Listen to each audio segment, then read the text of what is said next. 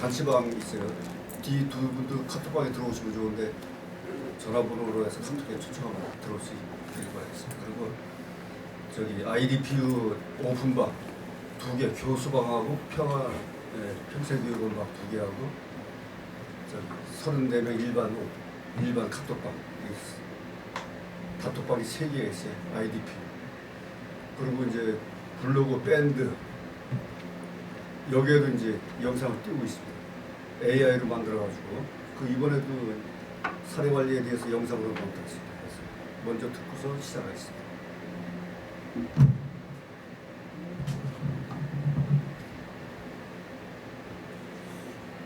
에 대해 자세히 알아보겠습니다. 사례 관리의 기본 원칙은 다음과 같습니다. 첫째, 클라이언트 중심주의입니다. 클라이언트의 욕구와 강점을 파악하고 클라이언트가 주체적으로 문제 해결 과정에 참여하도록 돕는 것이 핵심입니다. 둘째, 통합적 접근입니다. 클라이언트의 문제는 단순히 한 가지 영역에 국한되지 않으므로 의료, 교육, 주거, 고용 등 다양한 분야의 서비스를 통합적으로 제공해야 합니다. 셋째, 자원의 효과적 연계입니다. 클라이언트에게 필요한 자원을 파악하고 이를 실제 서비스로 연결하며 중복되거나 누락되는 서비스 없이 효율적으로 관리하는 것이 중요합니다. 넷째, 지속적인 모니터링과 평가입니다. 서비스가 클라이언트의 욕구 변화에 맞춰 적절하게 제공되고 있는지 지속적으로 점검하고 평가하여 필요한 수정을 가해야 합니다. 사례 관리에서는 다학제적 접근이 매우 중요합니다. 클라이언트가 가진 복합적인 문제를 해결하기 위해 사회복지사뿐만 아니라 의사, 간호사, 교사, 변호사, 직업상담사 등 다양한 분야의 전문가들이 협력해야 합니다. 각 분야의 전문성을 바탕으로 정보를 공유하고 공동의 목표를 설정하며 통합적인 계획을 수립함으로써 클라이언트에게 최상의 서비스를 제공할 수 있습니다. 이러한 다학제적 팀 접근은 클라이언트의 다양한 욕구를 충족시키고 서비스의 질을 높이는 데 결정적인 역할을 합니다. 사례관리 실천 과정은 일반적으로 6단계로 이루어집니다. 첫 번째는 접수 및 탐색 단계입니다. 클라이언트의 초기 접수 및 문제, 탐색, 면담을 통해 클라이언트의 상황을 이해하고 관계를 형성하는 과정입니다. 두 번째는 사정 단계입니다. 클라이언트의 강점, 약점, 욕구, 문제, 환경 등을 종합적으로 평가하여 문제 해결을 위한 구체적인 목표를 설정합니다.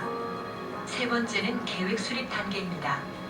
사정 결과를 바탕으로 클라이언트와 함께 서비스 목표를 달성하기 위한 구체적인 실행 계획을 수립합니다. 이 계획에는 어떤 서비스를 누가, 언제, 어떻게 제공할 것인지 명시됩니다. 네 번째는 실행 단계입니다. 수립된 계획에 따라 클라이언트에게 필요한 서비스를 제공하고 자원을 연계하며 클라이언트의 참여를 독려합니다. 다섯 번째는 점검 및 평가 단계입니다. 실행 단계에서 제공된 서비스가 계획대로 진행되고 있는지, 클라이언트의 욕구를 충족시키고 있는지 지속적으로 점검하고 평가합니다. 여섯 번째는 종결 단계입니다. 클라이언트의 문제가 해결되거나 목표가 달성되었을 때 서비스 제공을 공식적으로 마무리하는 단계입니다. 여기까지 듣겠습니다. 인터넷이 되면 여기 영상 다 볼 수 있는데 블로그 들어가면 볼 수 있습니다. 유튜브에. 근데 인터넷이 연결 안 되기 때문에 TV로 못 보여드렸습니다.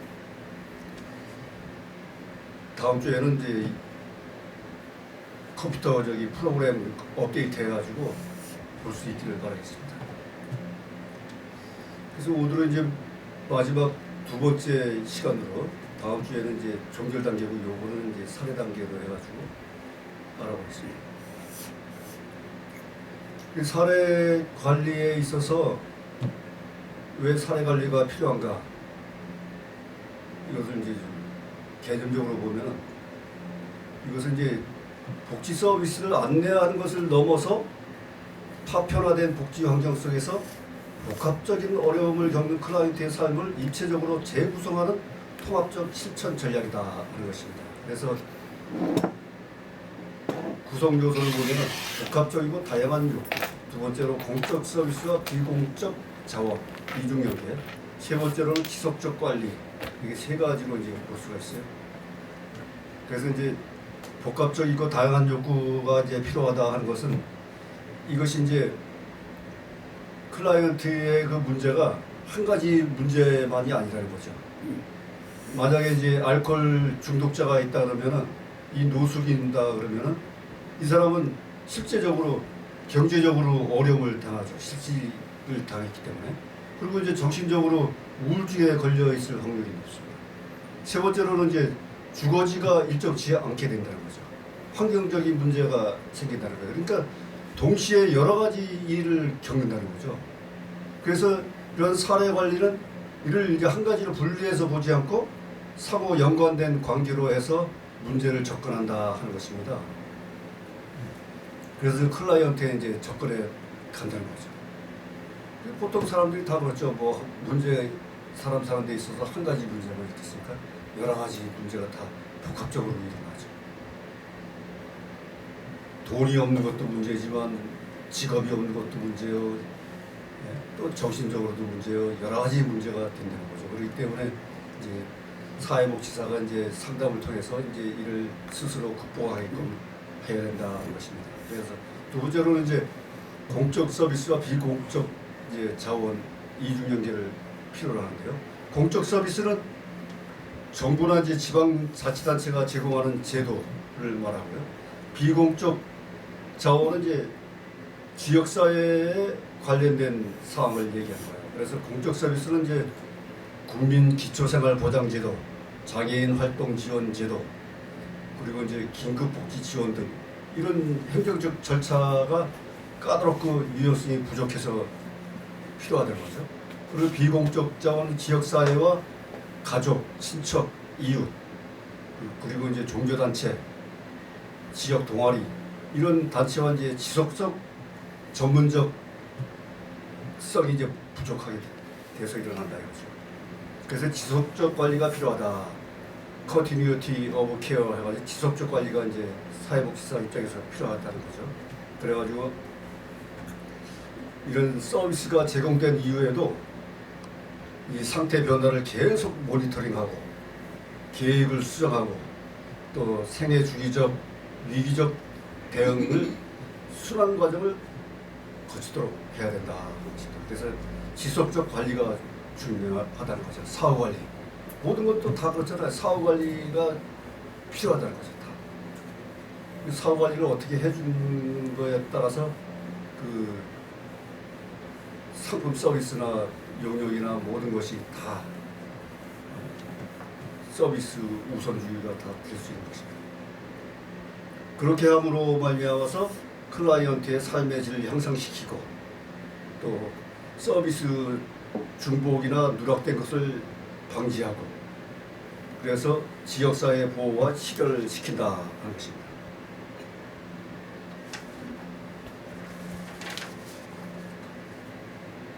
이 사례관리 등장 배경이 지금 말씀드렸다시피 이제 그런 이제 사회적 현상이나 이제 사회의 급격한 그 변화 그리고 복지제도의 한계 이런 것으로 인해서 이제 시대적 산물이 되었다는 거죠.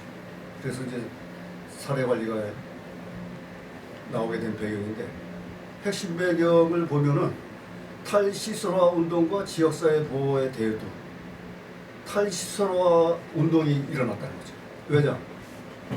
20세기 중후반부터 대형 수용시설, 특히 이제 정신병원, 요양시설, 장애인 거주시설 등 이런 데 이제 수용하게 되죠. 그러니까 수용함으로 말미암아서 인권 침해가 일어났다는 거예요. 그래서 탈시설화 운동이 일어났다는 거죠. 그래서 오히려 사회적 기능이 떨어지게 됐다는 거예요. 시설병 문제가 됐다는 거예요. 시설병. 인스티튜셔널리즘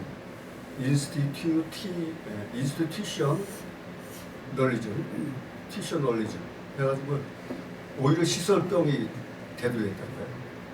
그래서 이제 정상화 방향으로 이제 나가는데 시설 중심 보호에서 지역사회 중심 보호로 패러다임을 이제 바꾸게 된다는 거죠. 이런 운동이 나왔고요. 그래서 이제 필요성이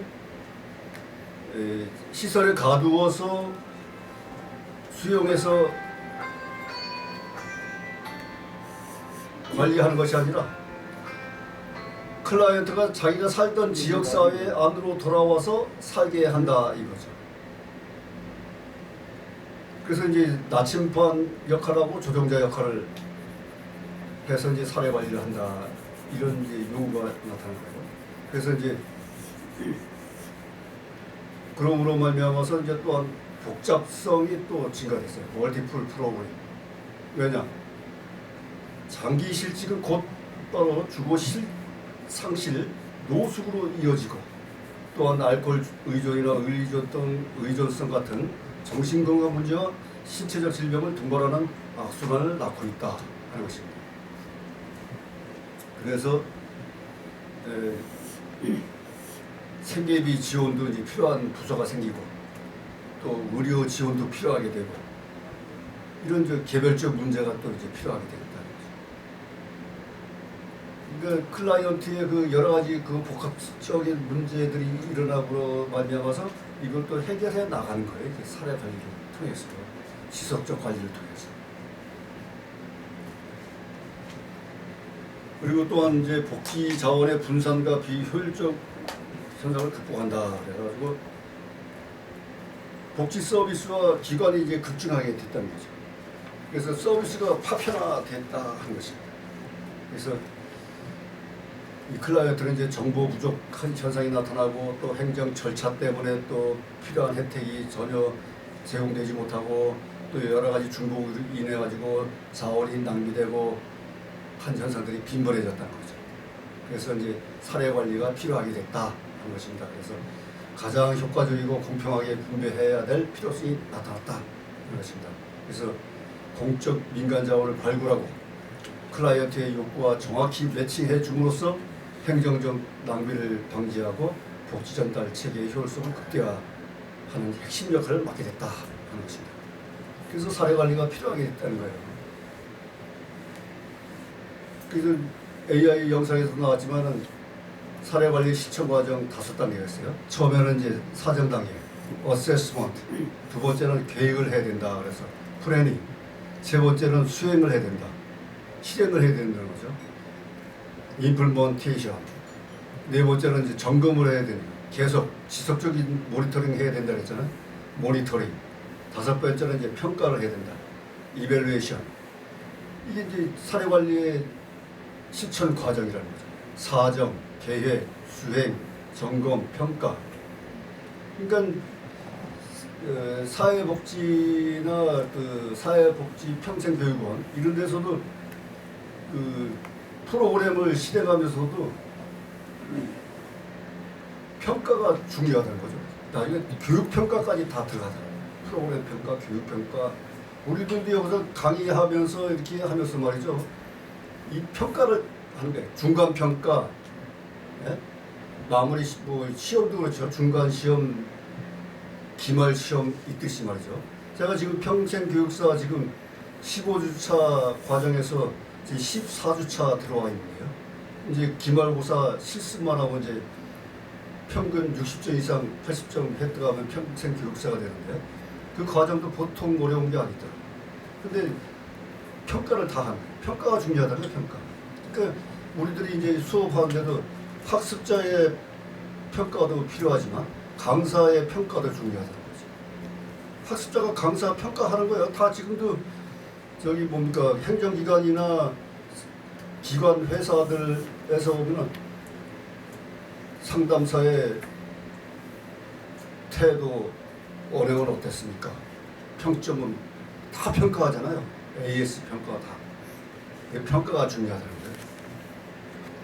그래서 이제 핵심 포인트 들어가면은 지역사회 자원의 연결과 네트워크 구축의 구체적 기술이 필요하다 하는 것입니다. 그래서 자원과 매칭을 해야 되고 의뢰 및 중재를 해야 되고 또 자원 개발을 해야 된다 하는 것입니다. 그리고 또 특별히 이제 중요한 게 네트워크 구축 및 관리 기술이 중요하다는 거죠. 네트워크 빌딩 앤드 코디네이션 해가지고 다학제적 팀워크가 필요하다. 이 다학제적 팀워크는 AS 영상에서 나왔지만 전문가들의 그 협력이 필요하다는 거죠. 다학제적 팀워크는 이제 의료, 정신건강, 고용, 법률, 주거 등 다양한 전문가들이 하나의 통합된 시각으로 클라이언트를 바라보고 입체적인 해결책을 도출하는 협업 체계이다. 그 혼자 상담사 혼자 하는 게 아니라 협력 체계를 해서 같이 복합적으로 해결해 나간다 하는 것입니다. 그게 다학제적 다른 타 분야 학업의 전문가들도 같이 한다 하는 것입니다. 그래서 전문가별 역할에 경계 존중과 통합을 해야 되고 정기적 정보 교류 채널을 확보해야 된다. 이 정기적 정보 교류 채널 확보는 응급 상황이나 상태 변화가 잦은 클라이언트일수록 이메일, 메신저, 간이회의 이런 걸 통해서 최신 상태를 실시간으로 공유해야 된다 하는 것입니다. 그러니까 비상 연락망 있듯이 클라이언트 중독자들은 가족이나 병원에 입원할 때도 보호자가 필요하듯이 말이죠. 중독자들도 비상 연락망을 항시 가지고 구축해놔야 된다. 112, 119 항시 그 긴급 전화 통화를 할 수 있도록 해야 된다. 그리고 나약한 자, 병든 자, 병약자 이런 분들도 노약자 이런 분들도 긴급 연락망이 중요하다는 거죠. 핸드폰에 긴급 전화가 있잖아요. 그래야 안전하게 생명을 빨리 회복시킬 수 있다는 거죠. 만약에 진짜 뇌졸중으로 쓰러졌는데 3분 안에 뭐 응급차가 와가지고 병원에 입원 실려가야 되는데 그 시간을 놓치면은 피가 혈류가 중지돼가지고 말이죠. 더 합병증에 걸릴 확률이 있다는 거죠. 그래서 두 번째로 이제 크게 볼 때 공사 협력 관계가 활성화돼야 된다. 그래가지고 공식적 파트너십 구축을 해야 되고 역할 분담의 이원화 활용도 필요하다. 그래가지고 이제 공적 급여 신청이나 법적 제도 적용은 공공기관이 맡고 정서적 지지 그리고 일상생활 훈련 등은 밀착형 서비스는 민간 복지관이 전담하도록 이원 체계를 해야 된다 하는 것입니다. 그러니까 민간 단체나 공공기관하고도 다 연결돼 있어야 된다. 세 번째로 크게 보면 이제 사례 회의를 운영할 기술이 필요하다는 거예요. 케이스 컨퍼런스 해가지고 누가 무엇을 할 것인가를 명확히 정해서 서비스 중복과 누락을 철저히 차단해야 된다. 해야 된다. 그래서 주도적 회의 진행을 하고 실행 가능한 역할 분담을 명문화해야 된다 하는 것입니다. 그러니까 실행 가능한 것도 다 명문화해서 확실하게 해야 된다. 회의록 작성 시에 그 막연하게 지원 약속 아까 말씀 나눴듯이 요양보호사 교육을 이제 앞으로 만들 계획인데 그리고 홍옥화 목사님께서 본부가 이제 여주에 있기 때문에 거기에 등록한 파주의 지부가 만들어졌듯이요. 원래 본부가 그 중앙회가 있으면 중앙회에서 등록할 때 등록 서류가 기본적 정관이나 운영 계획표, 운영 조합원 이런 구비 서류가 다 갖춰져 있어요. 중앙에. 그 기본 중앙 서류를 받아서 지부에서 여기에 자체에서 또 운영 계획표나 조합원들, 회원 관리 그 명부를 다 작성해가지고 동의서도 받고 그래가지고 등록시켜야 되는 거예요. 왜냐하면 제가 그런 것 경험을 해봐서 하는데 국제장애문화교류협회 제가 인천 서구협회장인데 그 중앙회가 이제 지금 신설동에 있어요. 그 이사장님이죠, 그분은. 근데 각 전국에 각 지회 협회가 있어요. 우리는 다 협회로 통합니다. 그러면 인천시 협회가 있어요.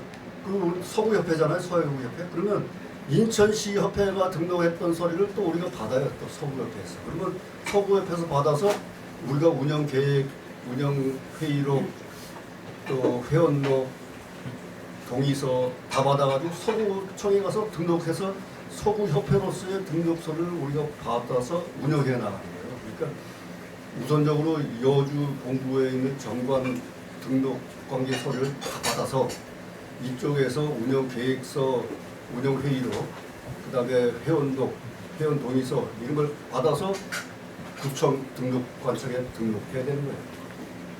그래서 여기서 그러므로 해서 요양보호사 그 보건복지문화인데 타락을 그렇게 해서 요양보호사 교육원을 만들 수가 있는 거예요. 그렇게 해서 이제 명확히 실행 가능한 것을 명확히 해야 된다. 말로만 할 게 아니라 이사장님이 얘기했듯이 명확하게 해서 추진해 나가야 된다 하는 말씀입니다. 그리고 마지막에 한 것이 이제 갈등 조정 및 협상 기술이 필요하다고요. 컨플릭트 리졸레이션 앤드 니고시에이션 해가지고 갈등 조정이 필요하다.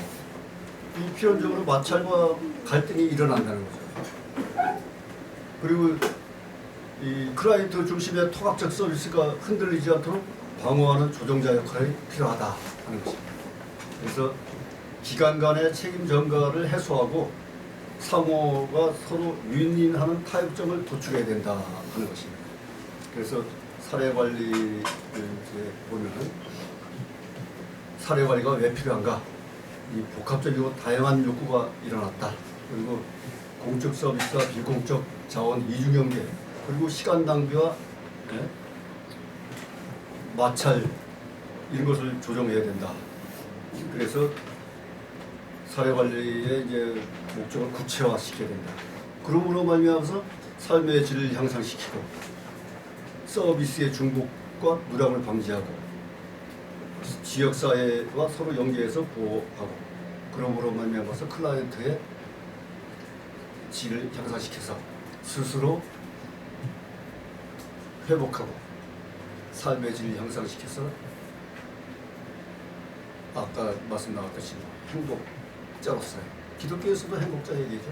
행복자로서의 삶을 유지해 나갈 수 있도록 사회복지사가 실천 기술적으로 해나가야 된다 하는 것입니다. 이상으로 마치겠습니다. 네, 감사합니다.